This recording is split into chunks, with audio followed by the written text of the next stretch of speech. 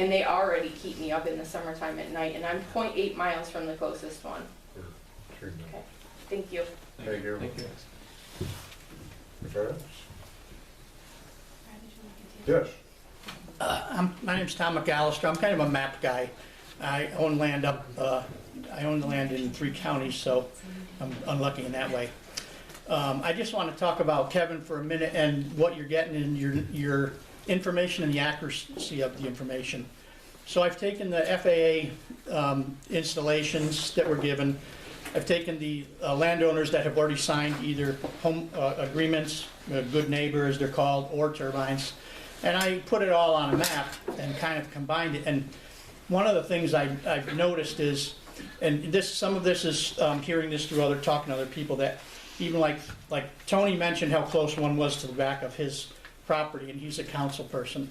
Kevin responded, it won't be there. Then Melissa said, we've got him across the street and I don't really like that. And he responded, well, that one's not there.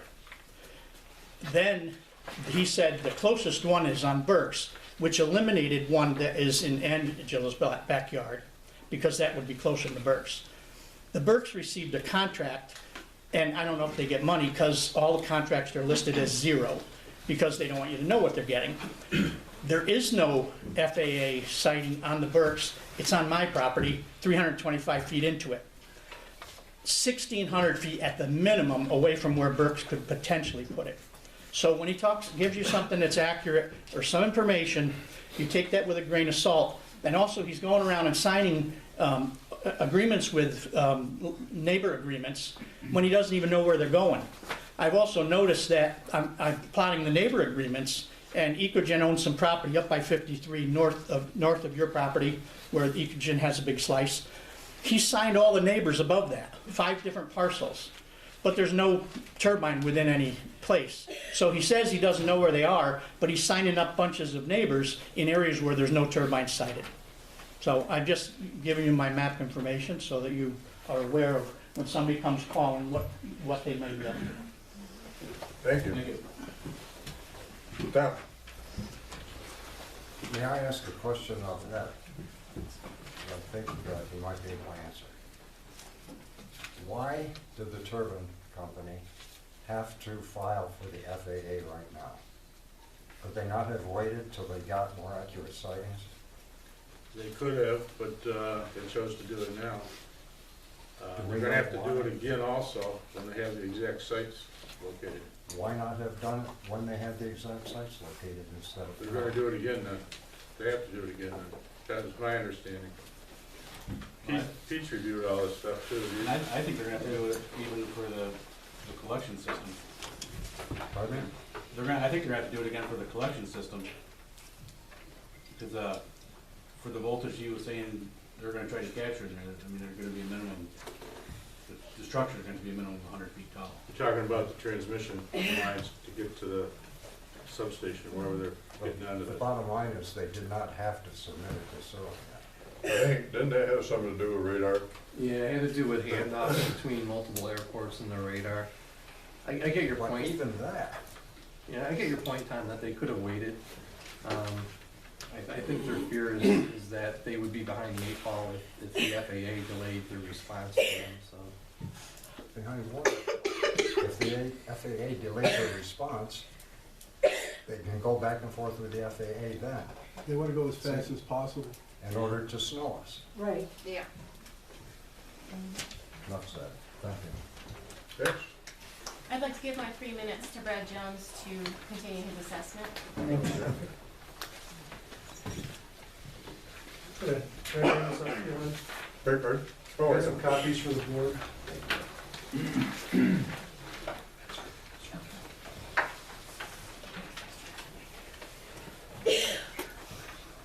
In my first 3 minutes, I think we got to the point where I told you that our calculations indicate that a safe setback to a 5.4 megawatt unit is somewhere around 5.5 miles.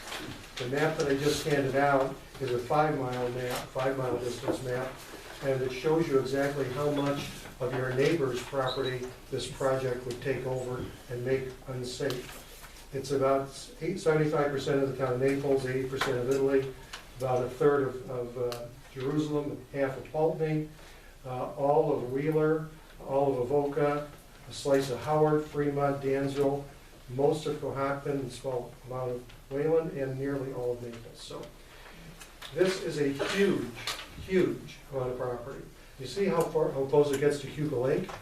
Talk to the Cuba Lake Association. That's the association that represents all of the people who live on the lake. And that's 66 miles of waterfront. Do you think that they are going to want to look at their sunsets with 3,700-foot towers lit all night? And There's no way you can see it from down there. 695 feet.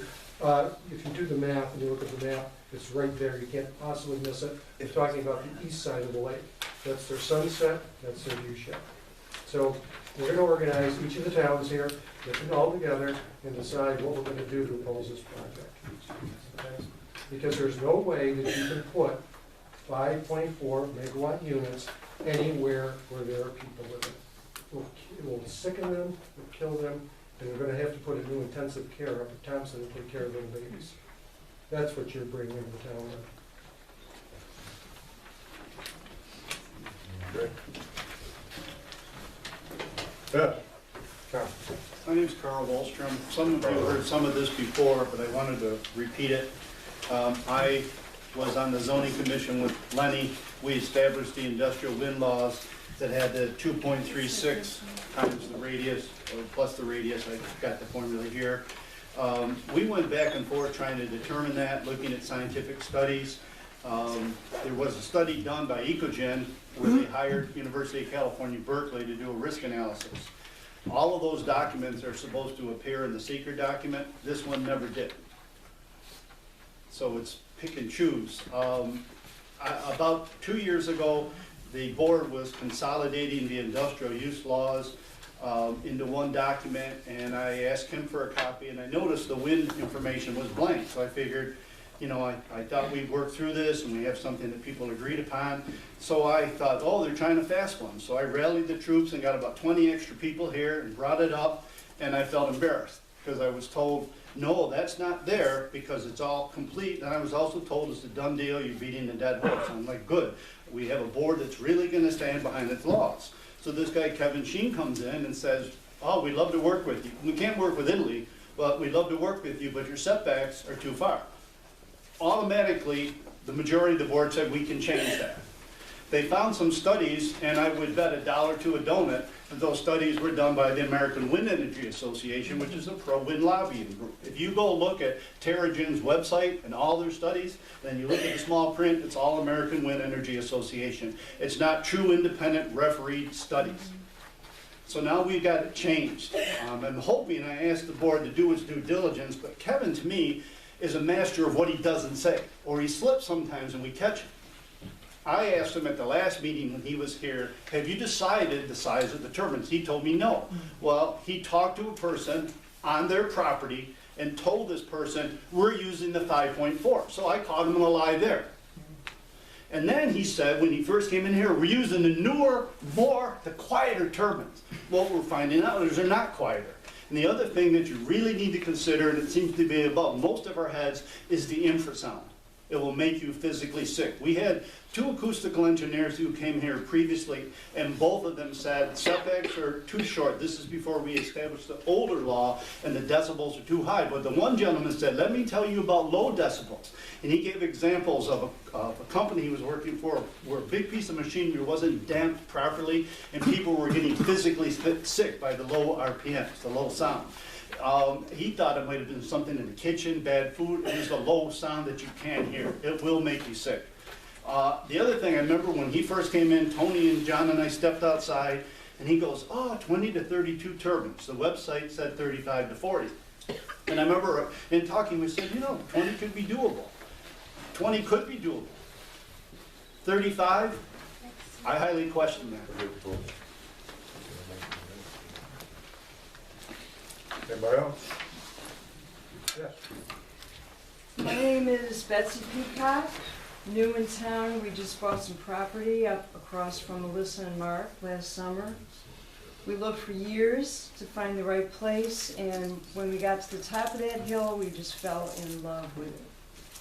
and we've been making plans to build up there when we can afford it, which unfortunately now we have on hold. We believe that there are enough questions about the wind turbines that we want to know a lot more.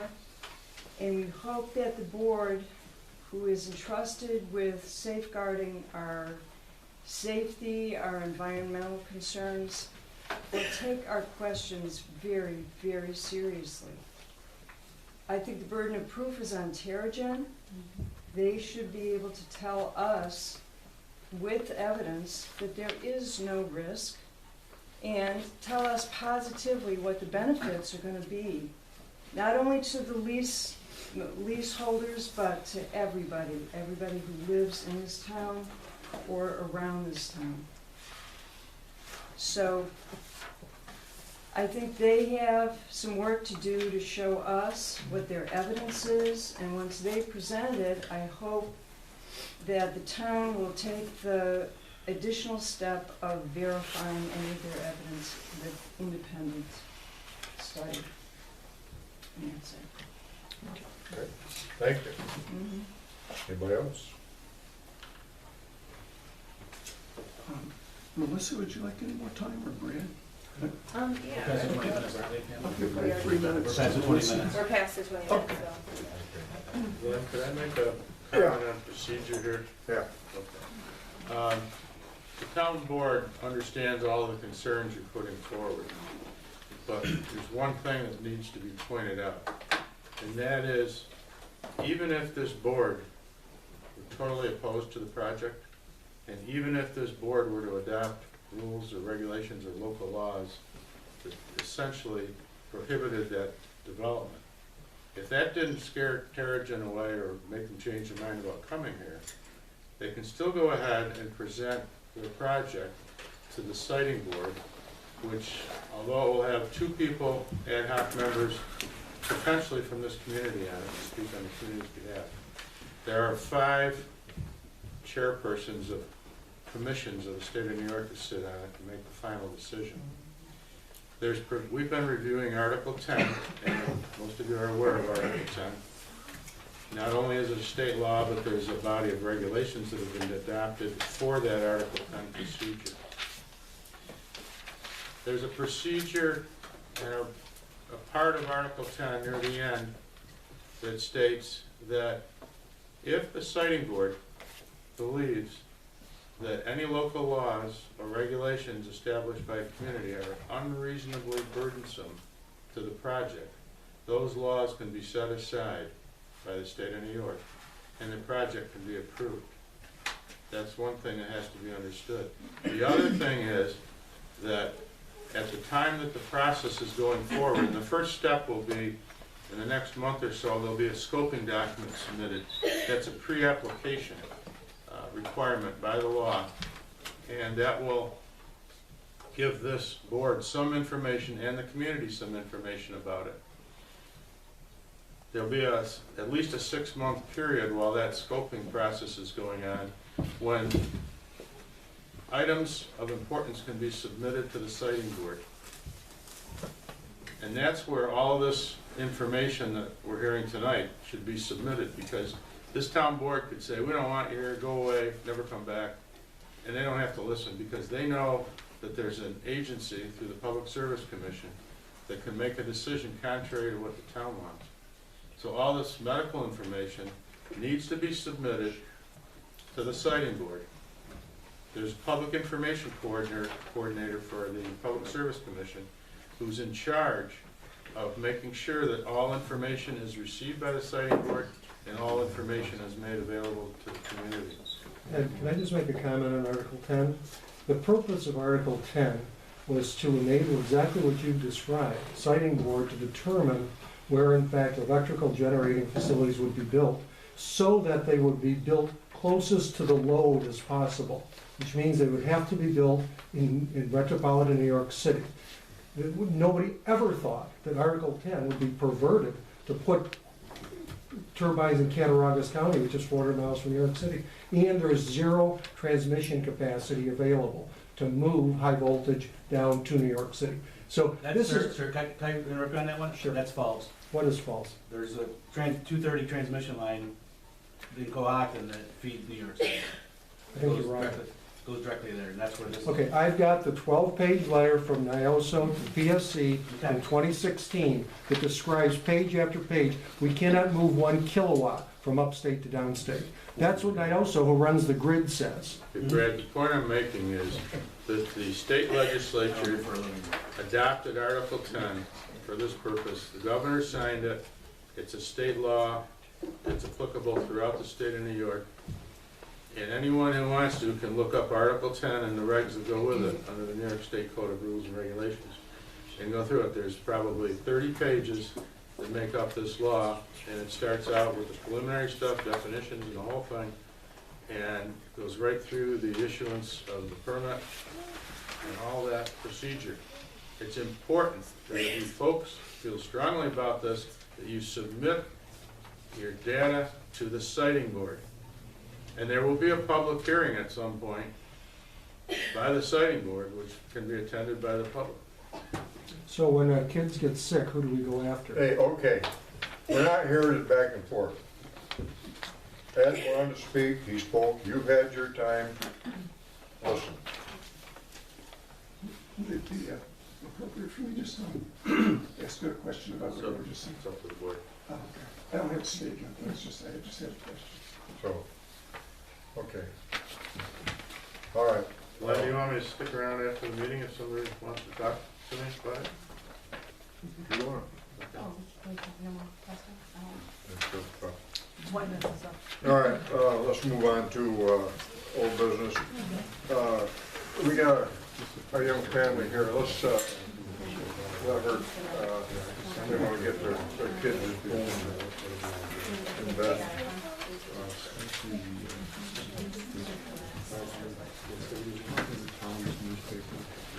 Good evening, member of the town. Now that I know I'm not time, I can talk a little bit slower. Ladies and gentlemen, I am Brock. This is my husband, Joshua Harmon. We reside at the town of Prattsburgh, close to Rochester, in the other neighborhood. But recently we purchased a property at Prattsburgh, and we are here to ask for your permission to turn the barn part of the building into an event hall. For that purpose, we would have to add a gravel parking lot, expand the parking lot. The barn already exists. It's a brand new barn, about 7 to 10 years old. It also has electric panel. We just have to add fixtures to it.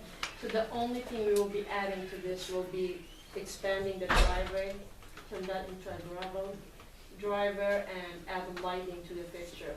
We will not be serving food or beverages. We won't have we won't go that far, we'll just put it that way. The house is located around 400 acres with barely 3 neighbors in the neighborhood, as it was very important to us to have a location where it won't bother the neighbors. So we are here asking for your permission to turn that into a commercial building. No. I'm not sure how these things are done here, so if you have any questions, please feel free to Just ask. Is this the Higgins property?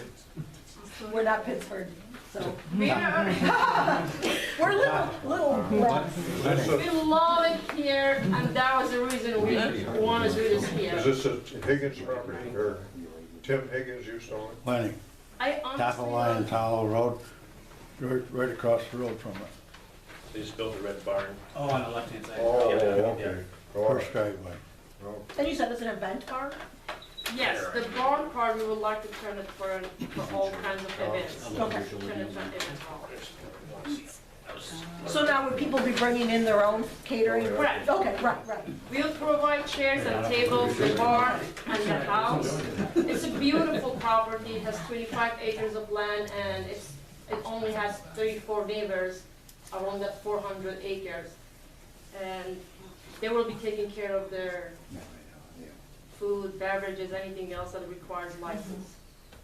You talked to Fred. Correct, I have Yeah, talked to cool. Fred, I have So talked to a lot of he's- people in this town. I have to say though, we have been so welcome in this neighborhood. People are very friendly here, although it's an hour away from where we are. We really like it here. The only concern is you have 3 little kids, otherwise we would just move here. It's beautiful.